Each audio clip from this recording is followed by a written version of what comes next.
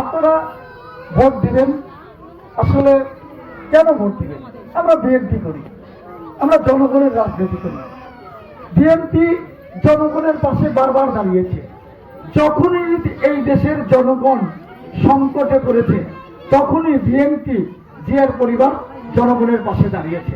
স্বাধীনতা যুদ্ধের সময় জিয়াউর রহমান যখন আওয়ামী লীগের প্রধান শেখ মুজিব গ্রেপ্তার হয়, আওয়ামী লীগের নেতারা পালিয়ে যায়, তখন মানুষ হতাশাগ্রস্ত হয়।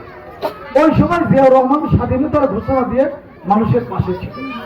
আবার 1983 সালে যখন এরশাদ ক্ষমতায় আসে তখন খালেদা জিয়া আন্দোলনের থাকে, খালেদা জিয়া জনগণের পাশে ছিল।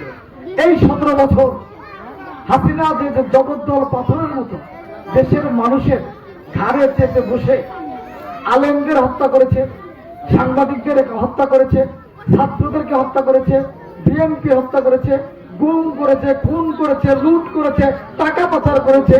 সকল কিছু করার পরে আমাদের নেতা জনাব তারেক রহমান এই দেশের মানুষের পাশে দাঁড়িয়েছে। সেই জন্য বিএনপি বারবার জনগণের পাশে দাঁড়ায়। সেই জন্য আমরা বলতে চাই যে আমরা বিএনপির পক্ষ থেকে আপনাদের কাছে ভোট চাই। তবে একটা কথা বলি, ভোট চাওয়ার অধিকার সবার আছে। ভোট চাইবে, কারণ অন্য দলও তারা ভোটে দাঁড়াবে, ভোট চাইবে, কিন্তু ধর্মের দোহাই দিয়ে ভোট চাওয়াটা অন্যায়। আজকে অনেক দল আছে, তারা একটা স্লোগান দেয়, ভোট দিলে পাল্লা, ভোট পাবে আল্লাহ। কথাটা কি সত্য বলেন আপনারা? আপনি যদি দাড়ি পাল্লায় ভোট দেন অথবা ধানের শীষে ভোট দেন, এটা কি আল্লাহ ভোট পাবে?